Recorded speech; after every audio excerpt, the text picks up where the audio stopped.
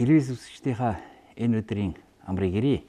Өнөөдөр бид шинжлэх ухааны технологи, инновацийн тэлэлсэтгүүлийн ээлж дугаарыг эхлэхэд бэлэн болоод байна. Манай нэвтрүүлгийн эхний болон мэдээллийн болон хүлээн авсан ярих нь.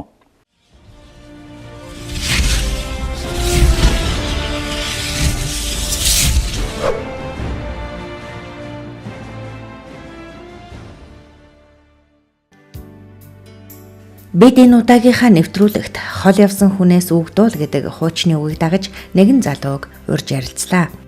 Одхуу Монгол Улсын их сургууль төгссөн шовуу судлаач мэрэгжилтэй манай өсөж яваа залуу судлаачдын нэг. Тэрээр өнгөрсөн 10 дугаар сарын сүүлээр Солонгос улсад албан томилтоор ажиллаад ирсэн юм. Солонгосын Сүнчэн хотод болсон International Garden Expo 2013 үзэсгэлэнг үзэж сонирхон энэ жишгээр өөрийн оронд тусгай сонирхлын аялал жуулчлалыг хөгжүүлэх, тэр дундаа шувуу сонирхлын аялал жуулчлалыг хөгжүүлэх талаар судалж яваад иржээ. Эхлээд бид түүнтэй Сүнчөний олон улсын үзэсгэлэн паркын тухай сонирхон ярилцсан юм. Сүнчөн нь Солонгосын өмнөд хэсэгт байдаг далайн эргийн хот юм байна. За энэ Сүнчэн хотод болсон энэ Garden Expo маань хотын төв дотроо төв зам дагуу байгуулагдсан. Нийт талбай нь 152 га талбайг эзлэн оршдог. Энд Expo-г зохион байгуулахдаа тухайн нутгийн засаг зархай маань бол тухайн газарт байсан байшин барилгуудыг зайлуулж шинээр дахин төлөвлөж цэцэрлэгт хүрээлэнг байгуулсан байт юм байна. Ингэхдээ бол хамгийн эхлээд тухайн цэцэрлэгт хүрээлэн маань машин барилгууд байгууламжийн нөлөөллөөс айлуулах тусгаарлахын тулд замтай хэсгийг нь өндөр шороогийн далангаар хийх жишээ. Энэ эхлээд хамгийн түрүүнд газараа сонгохдоо тэд маань яаж сонгосон гэхээр аль болох хотын төвдөө ойрхон байх. Хоёрдугаарт нь тухайн орчинд бол урмад урах боломжтой чиглэг орчин нөхцөлтэй байх. Гуравдугаарт нь тэнд шувуу амтан байгалаасаа цугладаг байсан тэр газрыг сонгож авсан байна. Үүний дараагаар бол тэр бүтээн байгуулалтыг хийхдээ бол аль болох машины дуу чимээ бохирдлоос тусгаарлахын тулд далан маягтай зам талдаа өндөр далан байгуулж тусгаарж өгсөн. Цэцэрлэгт хүрээлэн маань үндсэндээ бол ургамлын тармилжуулалтын хэсэг гэж байгаа. Анх ороход ургамлын тармилжуулалтын хэсэг. Ургамлд яаж ургамлыг тарих уу, хэрхэн арчлах уу гэдгийг бол эндээс олж мэдж байна. Мөн энэ хэсгээс Солонгосын үндэсний уламжлалт цэцэрлэгт хүрээлэн ямар хөө байдгийг бэ гэдгийг энэ соёлыг бол эндээс харж болно. Олон төрөл зүйлийн модлог ургамлууд, гоёмсог цэцгүүдийг бол энд л харж үзэж болно. Garden Expo-гийн чухал хэсэг байгаа. Энэ юу юм бэ гэхээр одоо байгаль дээр байсан нуурыг түшиглэж хийсэн цэвэр ус намгарах газрын төв гэж байгаа. Энд бол усын шувуу бол маш олнороо үрждэг, амарч хоололдог. Энд цэцэрлэгт хүрээлэнгээр аялж байгаа хүмүүс бол энэ дан ганц цэцэрлэгт хүрээлэн модон дундуур яваад байгаа биш, нуурын эргээр бас зугаалж явах боломжийг бас бүрдүүлж өгсөн байдаг. Ингэх явцдаа шуудыг хооллох, шуудыг таньж мэдэх, тэдгээр гэрэл зургийг авах гэх мэтлэнгээр бас олон төрлийн арга замуудыг шийдэж өгсөн байдаг. За Wetland Center буюу ус намгарах газрын төвийн дээрэд бол бас сонирхолтой зүйл байсан нь юу гэхээр ягаан нал хэмээх халуун орны шувуу байсан.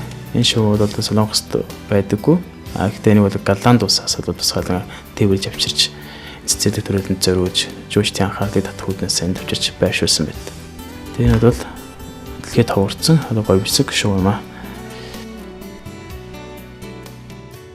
аа. Энэ цэцэрлэгт хүрээлэнгийн дараагийн хэсэг нь юу гэхээр олон улсын цэцэрлэгт хүрээлэнгийн хэсэг гэж байна. Энэ хэсэг нь бол улс орон бүр өөрсдийн соёл уламжлалыг илтгэсэн, өөрсдийн хөгжлийн төвшинг харуулсан онцлог цэцэрлэгт хүрээлэнгүүдийг бол зохион байгуулсан байдаг. Тухайлах юм бол Хятад орн гэхэд өөрсдийнхөө уламжлалт соёлыг харуулсан хийж загвартай хашаа хаалга барьсан баг жишээ. Голланд бол өөрсдийнхөө соёлын уламжлалыг харуулсан термийн салхин систем, термийн байшинг байгуулсан байх жишээний маш онцлог өөрсдийн уламжлал соёлыг илтгэсэн тийм бүтээн байгуулалтыг бол ногоон байгууламжаар төлөөлүүлж дүрслэн харуулсан байх жишээ. Нийт 11 улс орн бол өөрсдийн цэцэрлэгт хүрээлэнг байгуулсан байгаа. Тэгэхээр бол энэ 152 га жижиг талбай дотор асар хэмжээний бүтээн байгуулалтыг хийж асар хэмжээний мөнгөийг бол зарцуулсан байгаа Солонгос орн.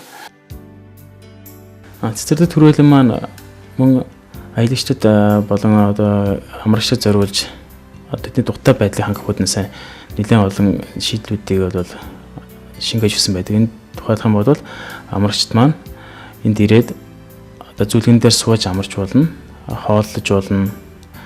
Үүнээс гадна одоо энэ нам гүм орчимд их цэвэр агаарт ном унших боломжийг бүрдүүлэх үүднээс номын сан хүртэлд бол байгуулж өгсөн байдаг. За цэцэрлэгт хүрээлэнгийн дундуур аялж явхад бол хүмүүсийн аялж явхад зам талбай бол маш сайхан тогтчулсан байдаг.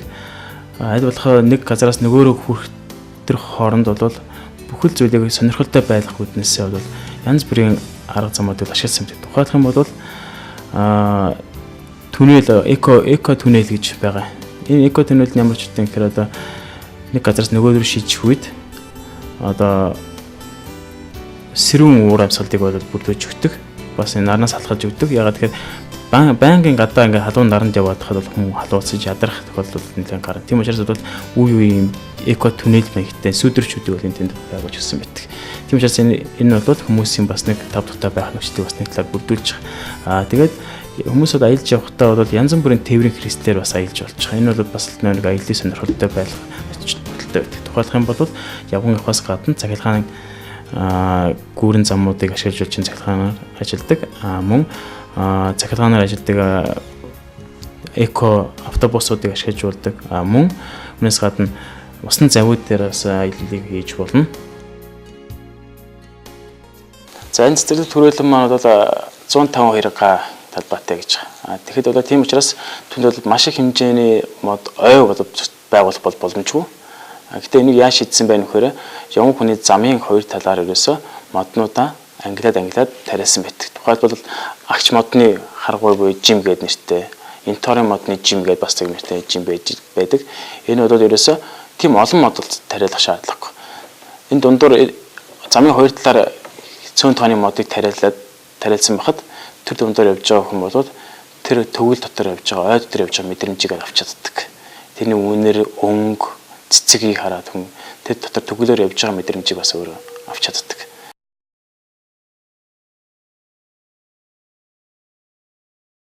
Тэгээд олон улсын энэ гардны олон улсын цэцэрлэгт хүрээлэнгүүдийг үзэж сонирхсны дараагаар бид хаана очих вэ гэхээр Сунчон Бэй Эко Парк гэдэг экологийн паркт очино. Энэ экологийн парк нь бол далайн эргийн бүсийг түшиглэж байгуулагдсан. Энэ далайн эргийн энэ хэсэгтэр бол маш их хэмжээний далайн хорхой шавж, хавч зэрэг шувууны хоол хижээд болох организмууд маш ихээр байдаг. Тийм учраас энд бол усны шувууд маш ихээр цуглдаг. Хэдэн мянгаараа нугас, хүн, халбан шууд зэрэг усны шуудууд олноороо цугладаг. Мөн эргийн бүсээр нь Солонгосын бэлэгдэл шувуу бол харт тугар бол маш олноороо энд нутагшдаг. Энэхүү онцлогийг үндэслээд энэ Сунчон Бэй экологийн паркийг бол байгуулсан байгаа. Тэгээ энэ экологийн паркад ороход ерөөсөө хүн шувуу гэж ямар амьтан юм бэ гэдгийг ерөөсөө анх өндөг яаж бүрддгийг, шувуу гэж ямар амьтан бий өндгнөөсөө яаж шувуу үүсч бий болдгийг, хаашаа нисдгийг, яагаад шувуу нисэх агаарт нисэх цохилтлоотой болсон экологи, биологийн бүхэл зүйлийг бол эндээс бүхий талын мэдээллийг эндээс авч чадна. Үүний дараагаар бол хаан шувуу байгааг мэдээллийн төвөөс шууд дурандаж харж болно шувуугаа. Мэдээллийн төвийн орой дээр нь шууд шувууг харж дурандах тийм ажиглалтын дурангууд том дурангууд бит. Энэ дурангаар холын зайнаас шувуудыг ажиглаж болно. Тэдний зам төрхийг бол мэдэрч болно. Эсвэл тухайн шууд руу ойртож очиж ажиглаж болно. Үүний тулд бол явган явах шаардлагатай. Энэ явган явах боломжийг яаж бүрдүүлсэн бэ гэхээр тодорхой маршрутаар агаарын модон гүүрэн замыг бол далайн эргийн дагуу байгуулсан байт. Энэ ямар ач холбогдолтой энэ модон гүүрэн ямар ач холбогдолтой гэхээр нэгдүгээрт шуудын амар амгалан байдлыг, амар тайван байдлыг бүрдүүлж өгдөг. Дуртай нэг нь очиод шувуу үргээгээд байх боломжгүй. Зөвхөн тэр гүүр замаараа л явна. Тийм учраас тэр тухайн шувууд маань тэнд амгалан тайван байх боломжтой байдаг. Тэгээд энэ экологийн парк дээр ирэхээр хүн зөвхөн гантангаас шувуу харахгүй өөрөөр харах гэхээр экологийн парк дотор дахиад л мөн ногоон байгууламж, гомсог мод цэцгүүд бол байж байгаа. Тэгээд модон гүрээр явсан дараа шувууг ажилласан дараа тэр хүмүүс юу хийх вэ гэхээр тэр экологийн паркын зүүн урт талын хэсэгт жижигхэн уул байдаг. Энэ уул руу хүмүүс мөн явган аялал хийх боломжтой. Тэгэхээр ерөөсөн хүмүүс нэг хэсэг хүмүүс нь шувуугаа ажигладаг, эсвэл нэг хэсэг нь бол нэг хэсэг нь бол тэр уул руу явган аялал хийж одоо биеийн тамираар хичээлдэх зорилготойгоор энэ рүү ирдэг. Тийм учраас энэ нь бол маш олон спорт сой сонирхлын аяллыг нэг дорн зөвслөн авч бүтээснээр бас нэлээд онцлогтой байдаг.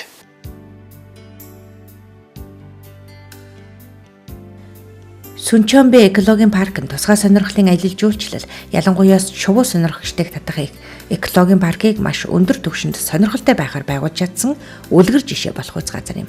Дээр ярьсан цэцэрлэгт хүрээлэн энэ паркийг нэгдсэн 4 сарын хугацаанд 4,400,000 хүн үзэж сонирхжээ. Нэг хүний үзүүрийн дундаж үнэ нь 12,000 вон гэж байгаа. Тэгэхээр маш их ашиг орлоготой байгаа биз. Эхлээд байгуулах хөрөнгө оруулалт нь өндөрлөлтөө. Гэхдээ бас боломжуудаа ашиглаад аль болох өөрийн эхний хөрөнгийг бага зарж шийдэх арга замууд бас байж болно.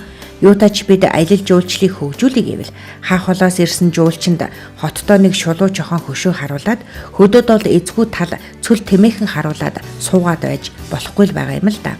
Үгүйдэл тэр алтай хангаа хинтийн уран дургадаг мод сөг ховор ургамал алдагдаад устдаад байгаа эмийн ховор ургамлаа тармилжуулаад энэ бол манай орны өмч шүү, өөр хаач байхгүйгээд тамгалаад сууж байвал гайхуул харгуулах үзмэрч болох хамгаалалт бүртгэлж болох шүү дээ. Ярианыхаа төгсгөлд залуу судлаач Одхүүгийн саналыг сонссон юм. Цэцэрлэгт хүрээлэнг аль болох хотынхоо орчимд хүн амт төлөвлөсөн газартай аль болох ойрхон байгуулах нь бол олон талын ажил бүгдэлт. Зөвхөн цэцэрлэгт хүрээлэн бол дан ганц жуулчдын анхаарлыг татах, жуулчдад үйлчлэгчтэй байгууламж бол биш. Харин хотын орчинд байж хотын иргэд, оршин суугч, хүүхэд, хөгшид амарх зугаалах, таатай орчныг бүрдүүлэх тийм орчин байх ёстой. Тийм учраас цэцэрлэгт хүрээлэнг аль болох хотынхоо төвийн орчинд аль болох хол биш, ойрхон байгуулах нь бол ажил бүгдэлтэй байгаамаа. Эхлээд одоо цэцэрлэгт хүрээлэнг барихад бол тодорхой хэмжээний хөрөнгө мөнгө шаардлагатай ойлгомжтой. Гэхдээ энэ хөрөнгө мөнгийг бодвол дараа иргэнд олдох учраас бид энэ дээр нэлээд хөрөнгө зарж цэцэрлэгт хүрээлэн экологийн паркийг байгуулах нь зүйтэй юм аа. Цэцэрлэгт хүрээлэнг байгуулахдаа бол хаа хамаагүй газараас гадаадаас ч юм уу янз бүрийн урахгүй модыг авчирч тариалахтай болно биш. Харин өөрийн орны онцлогт нийцсэн манай орны уур амьсгал зогтсон тэр ургамлуудаас ялангуяа ховор нандин ургамлуудаас эсвэл одоо хол ургадаг одоо бидний тэр болон үзэж чаддаггүй ургамлуудыг авчирч энэ цэцэрлэгтээ одоо тариалах юм бол илүү ашиг бүгдэлт.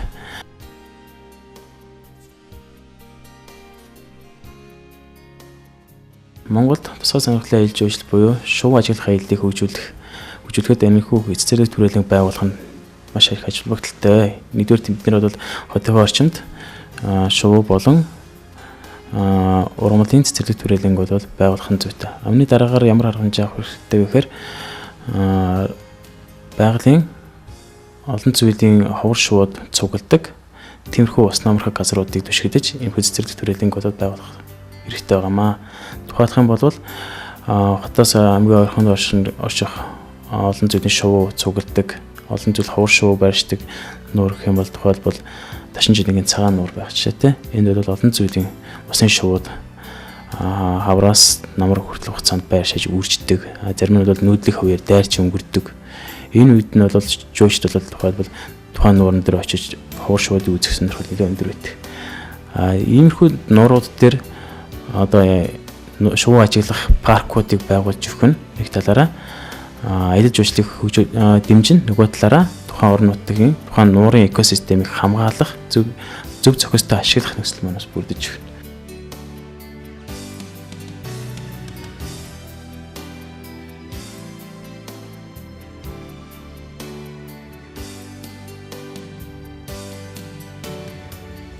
Дараагийн экологийн парк байгуулж болохоо газраар Өвөрхангай аймгийн Сангийн далай нуур, Сүхбаатар аймгийн Ганга нуурууд дурдж байна. Сангийн далай нууранд намартаа 1000 гаруй хүн, Ганга нууранд 2-оос 3,000 хүн цуглаж, тэр хунгийн чуулганыг үзэх гэсэн олонний хөлд газар нутг нь ихээхэн талхлагдаж хохирдог. Тиймээс орон нутгийн удирдлагууд энэ боломжит давуу талаа ашиглаад парк руу юмтай болчихвол ядаж олсон орлогоосоо газар орноос сэргээн засаж болгосон. Заавал төр засгийн хий нэгний хөрөнгө оруулалтыг хараад суулгүй орон нутгийг хөгжүүлэх, сангийн мөнгнөөсөө зохих хуваар нь парк, цэцэрлэг байгуулах эхлэлийг нь тавьчихвал жил ирэх бүрд сайжруулан засаж болмоорсон доо.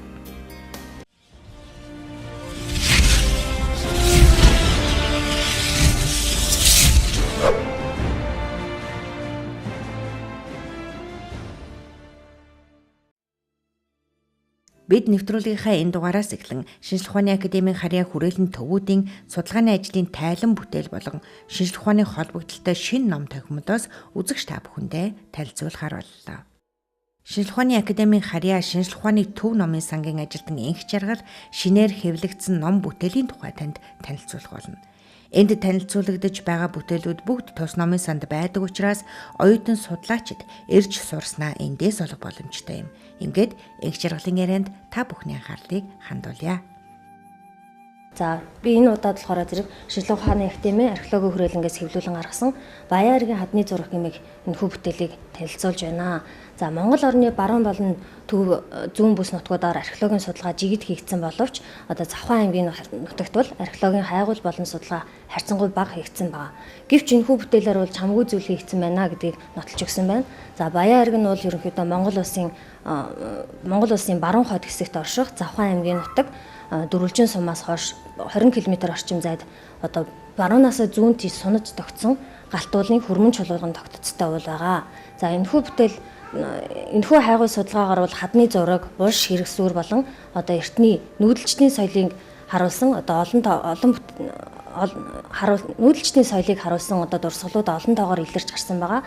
Үүнээс бол хадны зургийн дурсгал бол 24 хэсэг газарт одоо их бага хэмжээгээр оршин тогтнож байна гэдгийг судлаачид маань тогтоосон байна.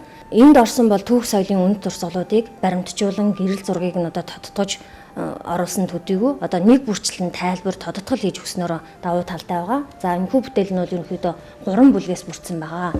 За уг номын бол 1-р бүлэгт нь болохоор зэрэг бүс нутгийн археологи, геологийн судалгаа, геоморфологийн асуудал хэмээх 1-р бүлэг байгаа. За энэхүү бүлэгт болохоор зэрэг Завхан аймгийн нутагт хийгдсэн одоо археологийн судалгааны тойм, Баян айраг уул орчимд хийгдсэн бол геологийн хайгуулын тойм, геоморфологийн талаар бол 1-р бүлэгт нь тусгаж өгсөн байна. 2-р бүлэгт нь болохоор зэрэг энэхүү номонд орсон 24 ширхэг хадны зургийг бол нэг бүрчлэн одоо тодтгол тайлбар хийж өгсөн байгаа. Он цагийг тогтоохдоо одоо загварчилсан хандлагатай одоо турсилсан бууг болон одоо согоовтор малгай бүхий одоо дурсгалуудыг одоо бусад түрүү үед олдсон одоо дурсгалуудтай харьцуулан үзээд нийтийн тооллын өмнөх 12 дугаар зуунаас нийтийн тооллын өмнөх 7 дугаар зууныг хамрахад 7 дугаар зуун буюу хүрэл зэвсгийн одоо дунд үеэс одоо төмрийн түрүү үеийг хүртэлх үеийг хамарсан одоо дурсгалууд орсон байна гэдгийг бол археологийн хүрээлэнгийнхэн маань одоо судалгаа шинжилгээний ажлаар тогтоож өгсөн байна. За та бүхэн энэхүү бүтээлийг уншиж сонирхохыг хүсвэл шинжлэх ухааны академийн эрдэм шинжилгээний төв номын сан дээр ирж уншиж танилцаж болно. За энэ удаагийн та бүхэн танилцуулах ном бол Кузьмин гэж хүний баруун өнгөрний түүх хэмээх энэхүү бүтээл байгаа. Энэхүү бүтээлийг бол Монгол Улсын шинжлэх ухааны академийн түүхийн хүрээлэн Оросын албаны улсын дорн дахин судлалын хүрээлэнтэй хамтран бол эмгэтэн гаргасан байгаа. Орчуулагч Баасан жаргал орчуулсан байна. За энэхүү бүтээл нь болохоор зэрэг олон 10 архив музей хийгээд архив музей мөн бусад судалгааны материалуудыг одоо задлан шинжилсэний үндсэн дээр их сурвалжуудыг одоо зохиомол зүйл ямар нэгэн аль нэг үзэл сурталыг бол баримтлалгүйгээр баруун өнгөр Штейрнбергийн одоо амьдрал үйл ажиллагааны түүхийг бол шинжилэн бичиж өгсөн байгаа. За ном маань ерөнхийдөө 3 хэсгээс бүрдсэн байна. 1-р хэсэг нь бол баруун өнгөрний үйл ажиллагааны тухай ерөнхийдөө бичсэн байгаа. За түүний одоо хүүхэд ахуйн нас хийгээд мөн Орос Японы болон дэлхийн 1-р даниудад оролцож явсан тухай. Мөн Азийн морд дивизийг одоо бүрдүүлэн зохион байгуулсан тухай, Нармаа Монголын хөдөлгөөнийг өрнүүлж гадаад Монголыг хятадын булан эзлэгчдээс чөлөөсөн тухай. Мөн одоо Монголд гарсан хувьсгал, иргэний дайны тухай, түүнчлэн одоо Унгорныг мөрдөн байцааж, түүний хэргийг нь таслан шууж, мөн одоо буудан хороос нь талаар одоо оруулсан байна. Мөн одоо Монголын сүүлчийн их хаан 8 дугаар богд гэгэний одоо амьдрал үйл ажиллагааны түүхийг зэргийг бол энэ 1-р бүлэгтээ тусгаж өгсөн байна. За 2 дугаар хэсэгт болохоор зэрэг өнгөрний хувь хүний шин чанар хийгээд шашин шүтлэг ба түүний одоо ертөнцийг үзэх үзэл, нийгэм улс төрийн байр суурь болон одоо Японтой тогтоосон харилцаа геополитикийн үйл ажиллагааны үр дүн зэргийг бол 2 дугаар хэсэгт нь одоо харуулж өгчээ. За харин 3 дугаар хэсэгт нь бол ерөнхийдөө одоо хүртэл одоо баруун өнгөрний талаар хэвлэгдсэн ном зохиолуудад өмнө нь хэвлэгдэж байгаагүй одоо баримт бичгийн дуртатгалууд, эмхтгэл, мөн ном зохиол, интернет сурвалж бичгүүдийг бол оруулж өгсөн байгаа. За энэхүү номыг бол ерөнхийдөө түүх судлаач, улс төр судлаач болон одоо угсаатан зүй, дорн техникийн судлаач, ихтэй сургуулийн оюутнууд болон бусад эрдэм шинжилгээний ажилтнууд мөн Орос, Монгол хоёр улсын одоо түүхийг сонирхон үздэг одоо хэн бүхэнд зориулан хэвлүүлэн гаргасан байгаа.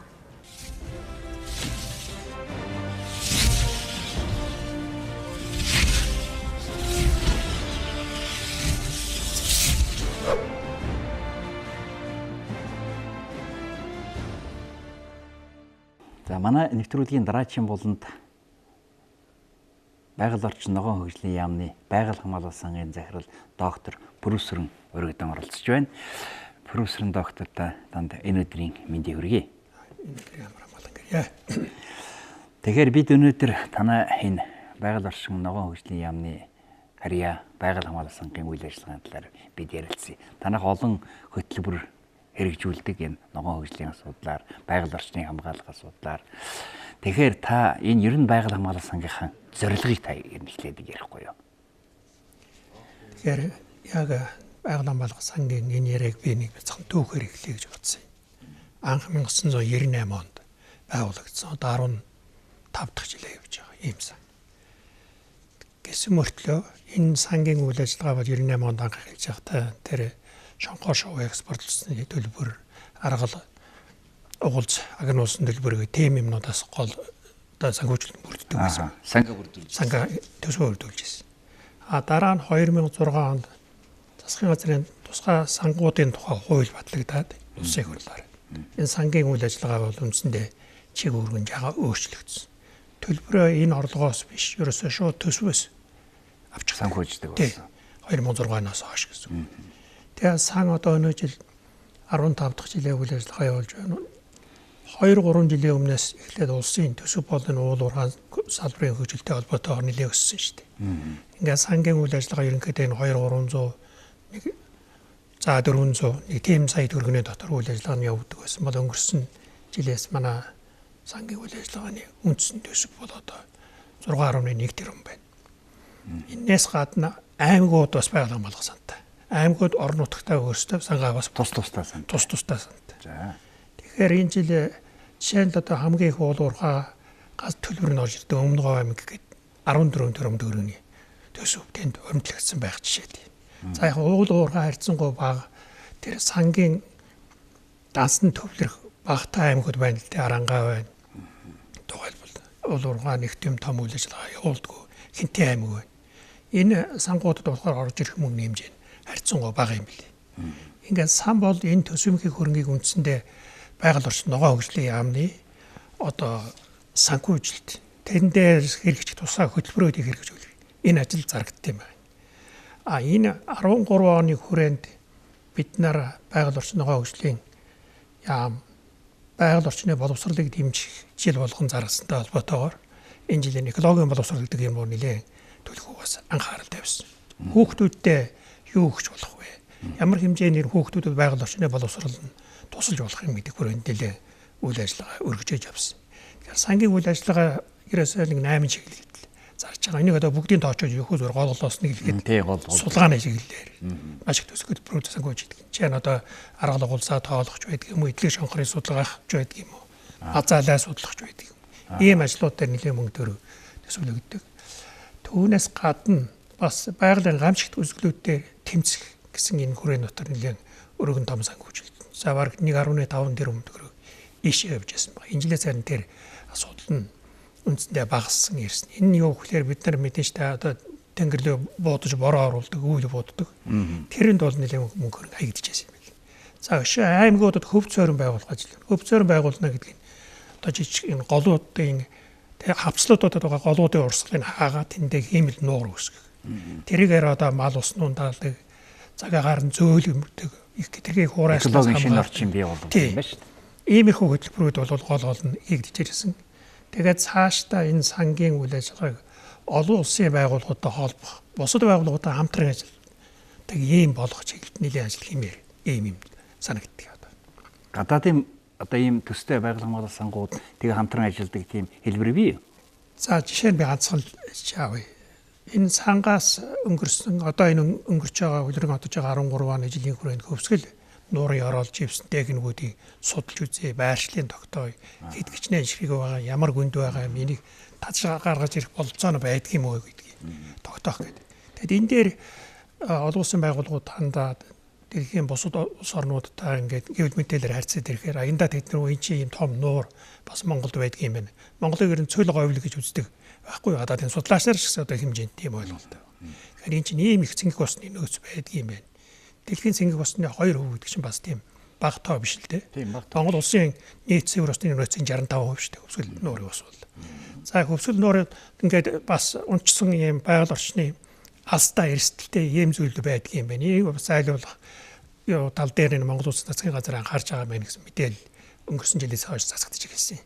Тэгээд энэний хүрээнд олон улсын эрдэмтэд хамтран энэ дээр чинь хамтарч оролцсон. Орос улбооны улс, Америкийн нэгдсэн улс, Японоос, бүр хаа холын Европоос хүртэл ирж энэ дээр хамтрах гэсэн ийм асуудал гарч ирсэн л дээ.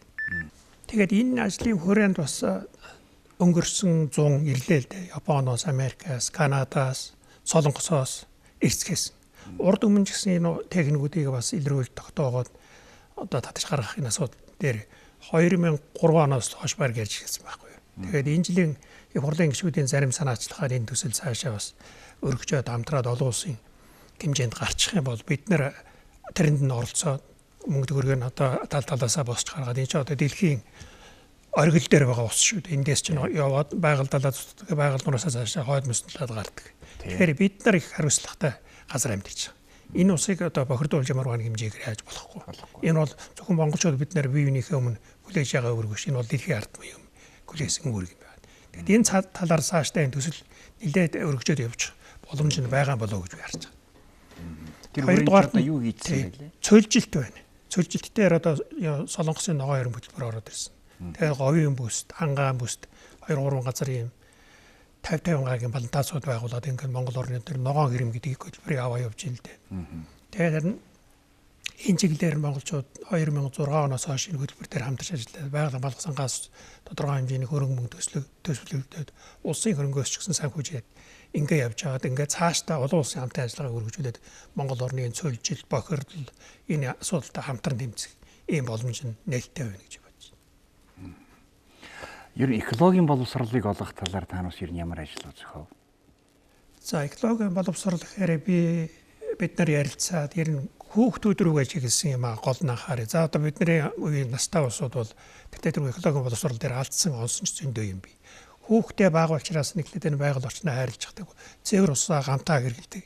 Ийм заншилтаа болгочих юм бол байгаль орчин чинь алсын ирээдүйдээ сайхан гэрэлтэй гэгээг болоо явчихна. Өнөөдрийн байгаа шиг бид нар ингээд утаатай, хогтой энэ богорцоодод ингээд амьдраад байхгүй нь ойлгомжтой. Тэгэхээр энэ 21-р зуунд өсч торинж байгаа хүүхдүүдийнхээ тархинд байгаль орчны мэдлэг мэдээлэл жаахан хийчих нь зөв юм болов уу гэд. Тэгэхээр сургуулиудаа хамтарч ажиллаж нэлээд юм хийлээ. Боловсролын яамтай хамтраад бас нэг жижигэн төлөвлөрүүд хийлээ. Сургууль цэцэрлэгүүдэд тэр эко сургууль байгуулах гэдэг хөдөлгөөний Швейцарын хөгжлийн хандлагатай хамтраад энийг бас нэлээд өргөн хүрээтэй цааш нь үйл ажиллагааг интеллект явуулах гэсэн юм дээр анхаарлаа тавьж ажиллаж байна. Жишээ нь өнөөдрийн байдлаар энэ 100 хүүхдүүдийн дунд Монгол орноо танин мэдээ гэсэн энэ Урал Озонгийн доор Увсан аймагт, Хөвсгөл аймагт, Сүхбаатарт, Төв аймагт, Төвсөлингэд, Улаанбаатарт, Өмнө Говьт гэдэг ингээд энэ олон газруудад эко аялал гэдэг энийг хэвлэл мэдээлэлээр цацаад өгөхөд хүүхдүүд чинь Монгол орн гэдэг чинь ямар их агуу удамнууд вэ? Ямар ер нь байхгүй баялаг байхгүй бид нарт элсэн далаач байна, усан далаач байна. Тэгэд энийг тань мэдүүлээд ирэхээр хүүхдүүд байгаль орчноо хайрлах ийм сэтгэл нь бол илүү болох байх гэж бодоод. Энэ тал дээр нэлээд хийсэн зохиос ажлууд бий. Зүгээр ер нь бас тэр судалгааны ажлуудыг та ярьлаа. Тэгэхээр энэ яг танай сангаа санхүүжээд энэ шинжлэх ухааны байгууллага санхүүж ажилладаг уу? шинжлэх ухааны байгууллага одоохондоо энэ сангийн үйл ажиллагаанд нэг оролцоод байгаа нь бага байна. Тийм зөвхөн энэ байгаль орчны яамны харьяа байдаг нэг хүрээлэнгүүд ба шүү дээ. Биологийн хүрээлэн, газар зүйн хүрээлэн, геологийн хүрээлэн, ихтэй сургуулиуд, Монгол Улсын их сургууль, хөдөө аж ахуйн их сургууль гэдэг. Ийм хэмжээний өргөн хүрээгээ тэлээд явах боломж байгаа нь өнөө жилийн туршлагаас харагдаж байна л дээ. Тэгээ бид нар чинь одоо жишээ нь биологийн хүрээлэн гэхлээр нэг технотх шуулах асуудал байна тийм ээ. Хулангаа тоолох, хулан хавтгаа гүржүүлэх. Гэх мэтээр нь ховорцсон амьтдыг хамгаалах, хайрлах. Энэ дээр бас юм хийх талаас нь судалгааны ажлууд нэлээд өргөн хүрээд явуулдаг. Хоёрдугаарт нь говийн аймагуудад гүний усны нөөцийг судлаа. Энэ ажил бас санхүүжилт нэлээд гаргав. Жишээ нь Дундгой аймаг, Дорногой аймаг энэ гүний усны нөөц болцоо хэр байдаг гэдэг. Энэ дээр чинь бас энэ судалгааны байгууллагууд их хүчин хомсддаг юм байна л дээ. Ганцхан нөгөө тэгэл одоо юутай холбоотой гэхээр нөгөө тоолдог хэдэн төгрөг байдаг. Тэгэд энэ дээр бас бид нар нэлээд тодорхой төслүүдийг санхүүжүүлсэн юм байна. За зүгээр ер нь таанус за яхав энэ үйл ажиллагаадыг ингэж санхүүжүүлэхээс гадна хууль тогтоомжийг одоо сурчлах талаар одоо байгаль орчны талаар их олон зуун хууль байгаа. Шинэ хуулийг боловсруулах тийм үү? Байгаа хуулиудыг нийтэд хүргэх сурчлах талаар танаа ямар ажил зохиодог? Өнгөрсөн 12 оноос эхлээд энэ тал дээр нэлээд анхаарал тавьж ирсэн. 12 онд нэлээд байгаль орчны яамныхан ч өөрсдөө хөдөө орон нутгийн иргэдийг дамжуулаад төрийн бас байгууллагуудаар нь дамжуулаад энэ байгаль орчны шинэ гарсан тэр багцуулуудыг сурталчлах энэ ажилд нэлээд мөнгө зарсан. Би одоо санаж байна өнгөрсөн 12 оны төсвөр бид нар 367 сая төгрөг зөвхөн энэ хууль сурчлах, хөдөө орон нутагт явах, радио телевиз сонин гэвлээр нь дамжуулж явах юм дээр санхүүжилт хийсэн юм байна. Тэгэхээр энэ ч бас тийм их бага мөнгө биш. Чи бас нэлээд хэмжээний хөрөнгө. 13 онд үргэлжлүүлээд энэ байгаль орчны багцуулаад бас явж байна. Одоо ийм байдлаар батлагдах гэдэг ээлж хүлээж байгаа нэг хууль бий. Тусгай хамгаалалтын газруудын тухай хууль. Тэгэд энийг явах тэгээд хүмүүсийн саналыг авах энэ дээр юу тусах хэвээр юм. Тэр тусгай хамгаалалтын газруудад амьдарч байгаа иргэд зарим бэрхшээл учраад гэдэг. Тэр чинь нөгөө ангийнх нь 20% үйлдвэрлэл аж ахуй явуулгын 20% учраас. Тэгэхээр энэ иргэд рүүгээ хандсан бодлогыг энд яаж ингэж уялдуулж хийх вэ? Тусгай хамгаалалтын газар нутаг гэл ингээл тойруулээд баахан хамгаалал нар тавьчихал хараа суугаад байх юм эсвэл одоо дотоодын менежментийн өөрчлөлт зохион байгуулах гэх дээр бас ажлууд хийгдсэн. Одоогийн байдлаар энэ жилийн байгаль хамгаалах сангаас нэг 200 сая төгрөг энэ байгаль орчны шинэ хуулиудыг сурчлах, гарах гэж байгаа хуулиудыг хилцүүлэг явуулахад зарагдчихад. Тэрнээс гадна одоо энэ боловсролыг экологийн боловсролыг дэвшүүлэхээр одоо энэ нэг орон нутгийн одоо байгаль хамгаалагч нар хот дүүргийн хороодын дараа энэ одоо энэ улсууд та бүхэн бас энэ экологийн сурталчилгааг явуулдаг энэ сургалтуудыг зохион байгуулдаг гэдэг болсон. Тийм. Бүсчилсэн байдлаар сургалтууд зохион байгуулсан. Баруун аймагт хийсэн, Төвийн бүсд хийсэн. Дорнод Хинти зүүн талын аймагуд хийсэн. Гэхдээ энийг сурчлах ажлыг зохион байгуулах ганцхан яам одоо ихтэй сургуулиудын эрдэмтэн багш нар биш. Төрийн ус байгууллагуудыг нэлээд татгаар усуулж байгаа. Та одоо мэдж байгаа Монголын байгаль орчны иргэний зөвлөл гэдэг байна. Иргэний зөвлөлд тодорхой хэмжээний төсөв санхүүжилтийн хэдний юунд нөхчөөд за та нар энэ хуулийг ямар хэмжээнд яаж сурчлах хөтөлбөрөө гаргаад ир дараа нь тайлангаа ирүүлэхээр төрийн ус байгууллагууд нь орон нутгатаа нэлээд холбоотой ажиллаад ирэхээр бас энэ төрийн байгууллага төрийн ус байгууллагын үйлдэл холбоо бас нэлээд сайжирч ирдэг юм байл. Энэ бол их хүч байгаа шүү дээ. Одоо улсын хэмжээнд хэдүүлээд 7000 гаруй төрийн ус байгууллага байдаг гэж байсан. Зөвхөн байгаль орчны чиглэлээр үгүй нийтээ. Нийтээ. Зөвхөн байгаль орчны чиглэлээр ажиллаж байгаа одоо Монголын байгаль орчны иргэний зөвлөлд бүртгэлтэй байгууллага нь 500 гаруй байгууллага байдаг. Төрийн ус байгууллага. Тэгэхээр энэ хүчийг бас зөв дайчлаа зөв зохион байгуулах юм бол биднэрт бас их хүч байгаа тий. Тэгэхээр энэ дээр ийм байна. Энэ ялангуяа одоо энэ уул уурхайтай холбоотойгоор энэ газар нутаг маш их эвдэгдэж сүйтгэж байгаа. Нөхөн сэргээлтийг явуулах талаар одоо нөхөн сэргээлтийг явуулдаг юуг зогсоодсон гэсэн тусгай зөвшөөрлөөр зогсоодсон гэсэн сонсон. Тэгэхээр энэ нөхөн сэргээлтийг ер нь идэвхтэй явуулах талаар яадгийн танай яам одоо байгаль хамгаалах сан энэ ямар арга хэмжээ авж байна. За байгаль орчны нөхөн сэргээлтийн асуудал бол үнэхээр чухал асуудлуудын нэг. Яагаад гэвэл бид нар чинь одоо өнгөрсөн 20 дугаар зууны төгсгөлөөр 21 дугаар зууны ихээр газар руугаа нэлээд дайрлаа шүү дээ. Ерөөсөө энэ тэндгүү ямарч хяналтгүй замбраагүй ийм уулуур охраанууд орчихсон. Тэгээд дараа нь чинь нэгэнд хэлчихсэн юмыг бас зогсоож болдгоо. Энэ нэг жишээ сая энэ урт нэртэй хуулийг хэрэгжүүлэхэд одоо хүртэл хэрэгжүүлж чадахгүй шүү дээ. Тэгэхээр нөхөн сэргээлтэй холбоотой ажлууд дээр манай яам, дээрэс нь уул уурхай яам энэ дээр анхаарахаар орцсон байдаг. Ашигт малтынхаа хуулийн дагуу. Ашигт малтын хуулийг хэрэгжүүлдэг байгууллага нь уул уурхай яам. Тэгэхээр бохирдуулагч нь өөрөө төлөө өгснийг зарчим үйлчилдэг. Та өөрөө л эвдээ хийсэн бол та явахдаа өөрөө л одоо тэрийг цэвэрлж бүгдээ сайхан болгох хэрэгтэй. Тэрнээс хэн нэг нь өөр хүмүүс очиад нэг нь эвдэж хаяа юм ухчих чаад араас нь очиад нэг баахан цэвэрлэе гэдэг энэ бол бас тийм тохирохгүй асуудал. Тэгэхээр нөхөн сэргээлтийн бодлого жаахан өөрчлөлт оруулахгүй бол цаашаа явахгүй байна. Яагаад гэвэл гадаадын баруун орнууд чинь нэг зааш уул уурхай эхэллээ. За эхлэхийн өмнө нэг тэр нэг эхэлж ядах гэж нэг 2-3 жил болж байгаа шүү. Тэгээд энэ чинь ийм хэмжээний юм газар нутаг эвдэрнэ. Ингээд сүйтгэл гарна. Бид нар өчнөө юм яавал энэс энэ талбай гэж ингэж нөхөн сэргээн гэсэн зурглалыг бүгдийг буулгаад тэрэндээ холбогдох зардлыг тусгай тэр нөхөн сэргээлийн санд суулгаад яваад байдаг. Жилд. Нэг удаа нэг одоо хуучин хуулиар бол тийм байсан. Нэг юу ч мэддэхгүй хэд нөхдөө яриад зарим нь ганц 2 сая төгрөг, зарим нь 5-10 сая төгрөг нөгөө нөхөн сэргээлийн санд хийчихгээл. Тэгээд нөгөө гişin пижгийн тухай хийдэг. Нөгөө юун дээр 1-2 сая төгрөг, 5 сая төгрөг нөхөн сэргээх юу болох юм бэ? Юу ч болохгүй шүү дээ. Тэгээд иймэрхүү маягаар замбраагүй үйл ажиллагааг нь одоо хуулиар эмгэгцэлж зэгцэлж өгөөд яг тэр уурхай эхлэлийн өмнө л хариуцлагын чангахан стандартын чангахан тавьд оруулчих хэрэгтэй юм шиг байна. Тэгэх юм бол за тэр хүн уул уурхай үйл ажиллагааг яваад нөгөө нөөцийг бүгдийг авчихлаа. Одоо дараа нь явах нь 3 жил, 5 жил, 10 жил ажиллах юм. Хэдэн жилийн дараа тэр нөхөн сэргээлийн санд чинь тодорхой хэмжээний мөнгө хөөмтлөгдсөн байна дээ. Тэр мөнгөө өөрөөсөө аваад тэр өөрөө нөхөн сэргээлт хийх үү? Эсвэл тэрийг өөр нэгэн одоо улс суд мэргэжлийн байгууллагад өгöd хийх үү гэдэг одоо тэр хүний сонголтын асуудал болж байгаа. Тэгээд манайхан анханасаа ингэж эхлэегүй орон нутгийн санд төвлөрүүл нэг айцсан. Орон нутгийн нөгөө өлчин аваачаад баахан найр надад нөгөө мөнгөний үрээ айцсан байдаг. Дараа нь хэдэн жилийн дараа очиж үздэг юуч байхгүй байж байдаг. Тэгэхээр энэ бодлогыг л одоо бид нэр тэр нөхөн сэргээлтийн сан гэж юм байгуулах хэрэгтэй гэдэг дээр л би хатуу өөрийн байр суурьтай байдаг. Тийм юмгүй тий. Сан дотроо тийм нөхөн сан дотроо тий. Нөхөн сэргээлтийн сан гэж дөгөр. Одоо бол тусгай зөвшөөр зогссон байгаа шүү дээ. Энэ ямар зөвшөөр? Тусгай зөвшөөр зогссон байна. Тий. Өөрөөр хэлэх юм бол нөхөн сэргээлтийг төр хийхгүй гэсэн үг юм. Үгүй тэр чинь одоо яг л нөгөө эвсгдсэн сүйд гэсэн тэр газрууд нь өөрсдөө хаяа явцсан байгаа шүү дээ.